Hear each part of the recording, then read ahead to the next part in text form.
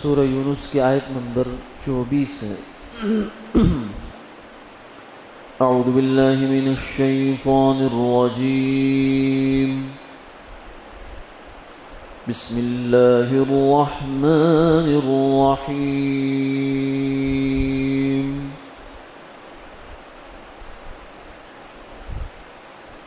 انما مثل الحیاة الدنیا كماء انزلناه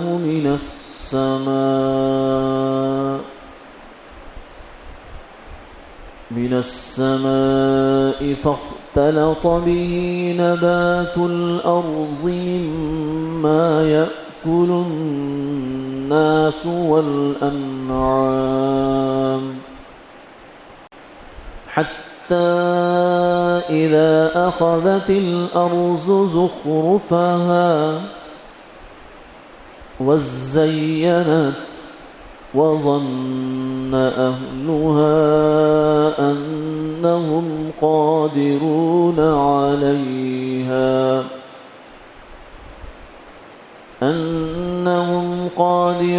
عليها أتاها أمرنا ليلا أو نهارا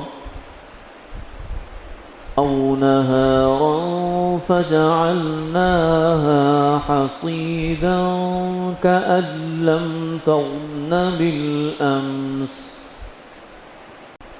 كذلك نفصل الآيات لقوم يتفكرون۔ صدق اللہ العظیم۔ دنیا کی زندگی کی وہی مثال ہے جیسے ہم نے پانی اتارا آسمان سے، پھر ملا جلا نکلا اس سے سبزہ زمین کا جو آدمی اور جانوروں کے کھانے کے کام آتا ہے، یہاں تک کہ جب زمین نے اپنی رونق لے لی اور خوب مزین ہو گئی اور زمین والوں کا یہ خیال ہوا کہ یہ ہمارے ہاتھ لگے گی، اچانک ہمارا حکم رات کو یا دن کو آ گیا، پھر اس کو کاٹ کر گویا ڈھیر کر دیا، گویا کل یہاں نہ تھی کوئی آبادی۔ اسی طرح ہم کھول کر بیان کرتے ہیں نشانیوں کو ان لوگوں کے سامنے جو غور کرتے ہیں۔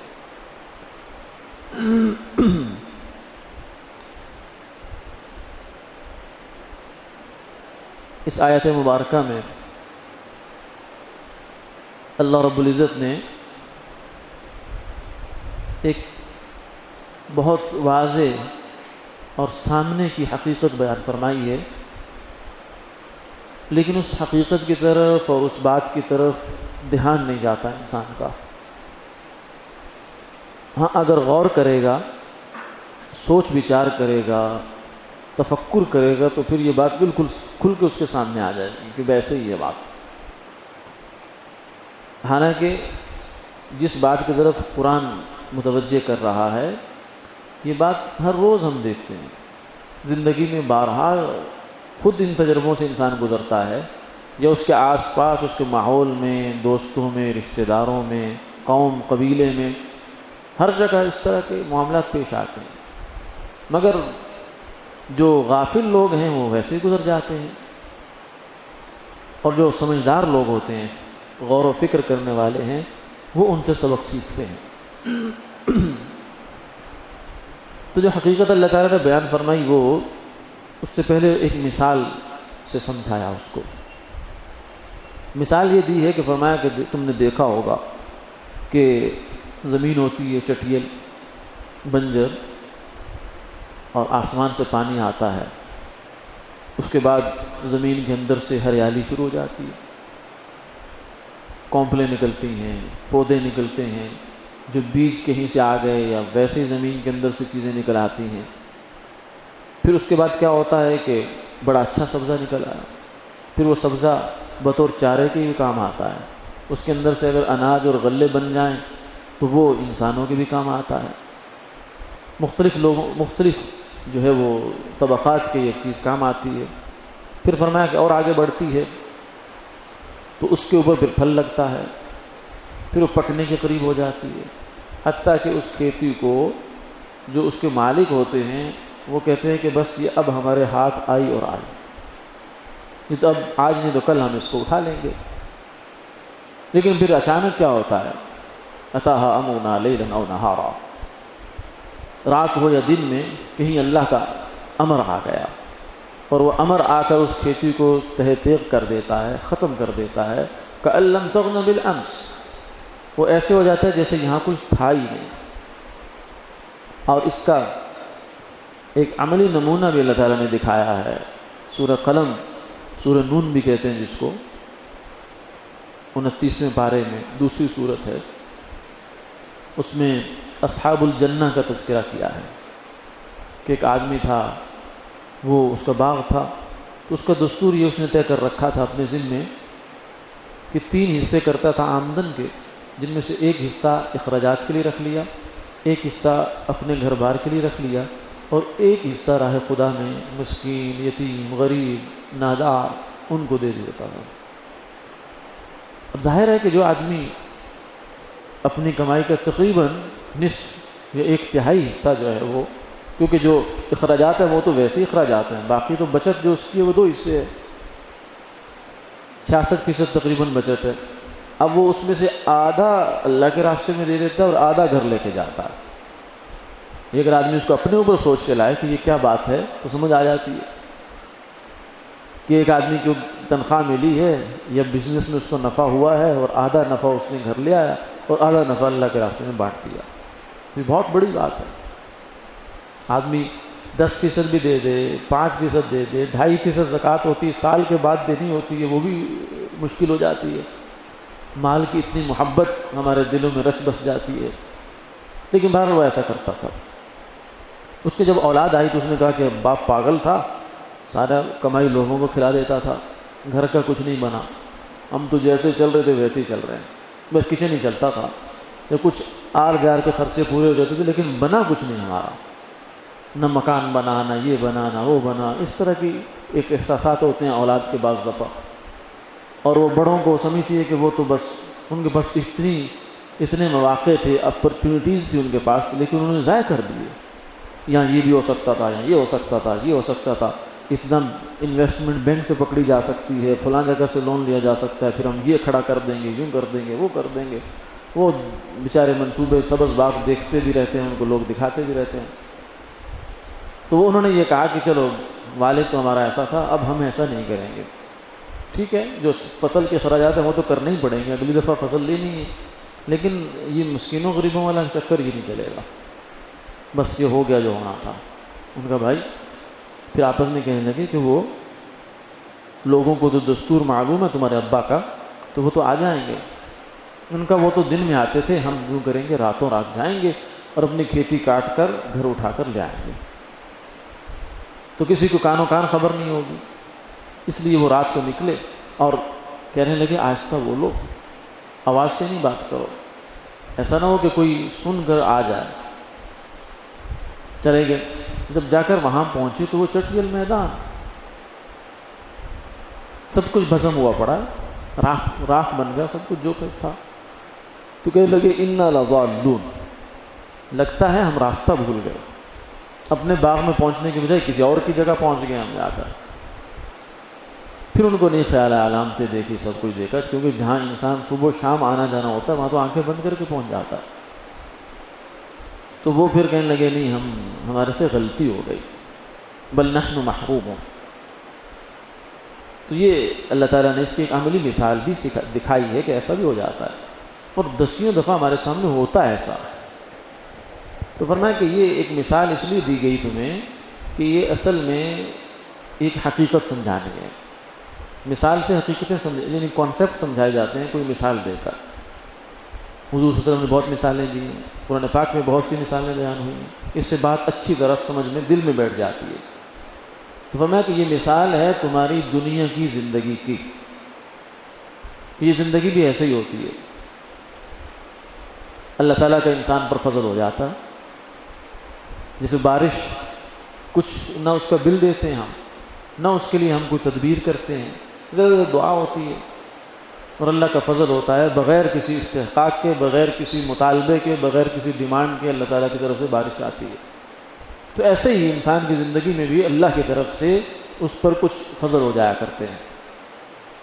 یہ اس کا کوئی کمال نہیں ہوتا، کیونکہ اگر اس کا کمال ہو تو اس سے زیادہ بڑے بڑے کمالات والے، عقل والے، علم والے، فہم والے، خوبصورت حسب والے، نسب والے، خاندان والے وہ جوتے چٹکاتے پھرتے، اور یہ جناب کہاں سے کہاں پہنچ جاتا۔ تو فرمایا کہ ایسے ہی انسان پر اللہ کا فضل ہوتا ہے، اس سے کیا ہوتا ہے کہ اس کی زندگی میں تبدیلی آ جاتی ہے، مال مل گیا، اولاد مل گئی، اور اس کے بڑے سلسلے جناب بن گئے۔ اس طریقے سے زندگی اپنے پورے جوبن پہ آ جاتی ہے جیسے اس کو ہونا چاہیے، وزینت خوبصورت ہو جاتی ہے، جس کو دیکھ کر لوگ کہتے ہیں یا لیت لنا مثل ما اوتی قارون، کہ قارون کو دیکھ کر موسیٰ علیہ السلام کے زمانے میں سب سے بڑا مالدار قارون ہے، اس کی مثال قرآن نے دی ہے، تو اس کو دیکھ کر بنی اسرائیل کے بہت سے لوگوں کی رال ٹپک جاتی تھی اور زبان سے کہتے یا لیتنا مثل ما اوتی قارون، جیسے قارون کو جو کچھ ملا ہے کاش ہمیں بھی مل جائے، وَإِنَّهُ لَذُو حَظٍّ عَظِيمٍ، یعنی وہ بہت بڑے نصیب والا ہے، بڑا ہی خوش نصیب ہے قارون، اتنا مال اتنا مال اتنا مال کہ اس کے خزانوں کی چابیاں اٹھانے کے لیے ایک جماعت چاہیے۔ تو ایسا ہو جاتا ہے، آدمی ترقی کے عروج کے جو ہے وزینے طے کرتا ہے، لیکن پھر اچانک کیا ہوتا ہے، اچانک بعض دفعہ ایسا ہو جاتا ہے کہ اس کے ساتھ کچھ الٹ پھیر ہو جاتا، کہتے ہیں مجھے کچھ سمجھ نہیں آئے کہ کیا ہوگا میرے ساتھ، کبھی اللہ تعالیٰ وہیں سے کر دیتے ہیں، کبھی، اور اس کے پیچھے بعض دفعہ، اکثر دفعہ بلکہ کہ انسان کی غلطی ہوتی ہے، جیسے وہ چاہے وہ غلطی نیت کے درجے میں ہو۔ اب وہ جو باغ والے لوگ ہیں انہوں نے عملاً تو کسی مسکین کو نہ ڈانٹا ہے، نہ جھڑکا ہے، نہ اس کو آئے ہوئے کو دھکا دیا ہے، کچھ بھی نہیں کیا، صرف ایک انٹینشن تھی، ان کی نیت تھی کہ ہم نے نہیں دینا، پہلے سے چلے آنے والے ایک سلسلے کو انہوں نے کہا ہم نے نہیں جاری رکھنا، لیکن اس نیت کا اتنا برا اثر پڑا ہے کہ سب کچھ بھسم ہو گیا، راکھ ہو گیا۔ تو آدمی سے بعض دفعہ غلطی ہو جاتی ہے جس سے اس کا پہیہ الٹا گھومنا شروع ہو جاتا ہے، پہلے وہ ایسا تھا کہ مٹی میں ہاتھ ڈالتا تو سونا بن جاتی تھی، اب سونے میں ہاتھ ڈالتا تو راکھ ہو جاتی ہے۔ حالات عجیب و غریب، رشتہ دار بڑی اس کو عزت دیتے تھے، اب وہ آنکھیں پھیر جاتے ہیں، ہر طرف سے آدمی جو ہے عجیب و غریب قسم کی اس کیفیت کا شکار ہو جاتا ہے۔ تو کبھی تو یہ اس طریقے سے ہوتا ہے، اور کبھی پھر دوسرے طریقے سے نیچرل پروسیس سے ہوتا ہے کہ کھیتی جو ہے وہ اگر کسی حادثے کا شکار نہ بھی ہو تو بالآخر کھیتی نہیں کٹنا ہے، یہ ہمیشہ رہنے کے لیے نہیں ہوتی، کھیتی ان چیزوں میں سے نہیں ہوتی کہ جو ہمیشہ رہتی ہیں، بارش آتی ہے، اگتی ہیں، لہلہاتی ہیں، خوبصورت ہوتی ہیں، یعجب الزراع، اور پھر ایک وقت آتا ہے کہ کٹ جاتے ہیں۔ تو چاہے وہ حادثاتی کسی کیفیت کا شکار ہو جائے یا وہ اپنے نیچرل پروسیس کے تحت پہنچ جائے اپنی انتہا کو، لیکن بہرحال اس نے کٹنا ہے۔ تو چاہے آدمی کی زندگی میں کچھ انہونی ہو جائے یا انہونی نہ بھی ہو تو بالآخر ایک دن دنیا تو چھوڑنی ہے اس نے،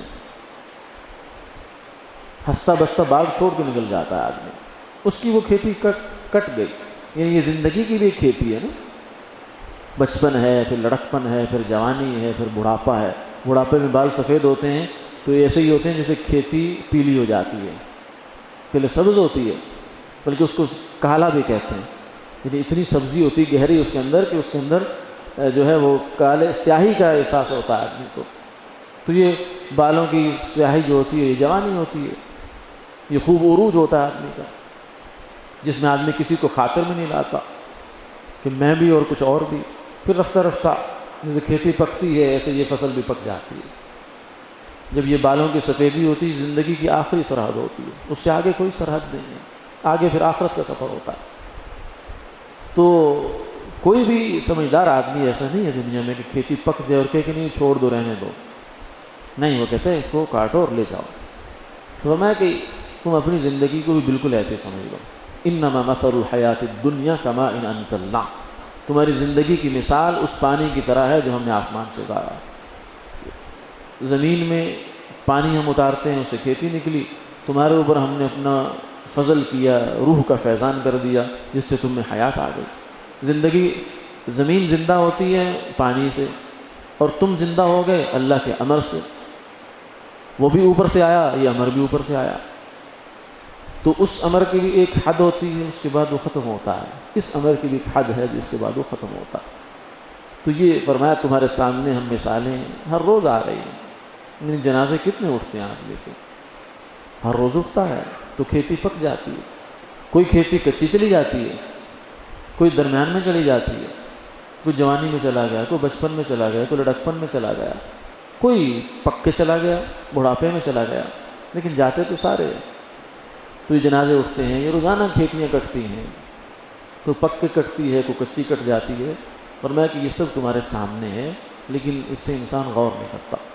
اسے فرمایا کفا بالموت واعظا، یعنی ساری دنیا کی تقریریں ایک طرف، خطابات ایک طرف، جلسے ایک طرف، کتابیں ایک طرف، وعظ ایک طرف، لیکن موت ایک طرف. اگر آدمی اس پہ غور کر لے حقیقت پہ کہ ایک آدمی رات ہمارے ساتھ کھانا کھایا، بیٹھا، گپ شپ لگائی، اس وقت اب وہ ہمارے سامنے لاش پڑی ہوئی ہے.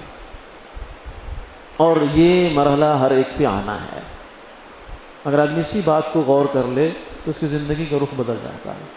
اس سے بڑا واعظ کوئی نہیں.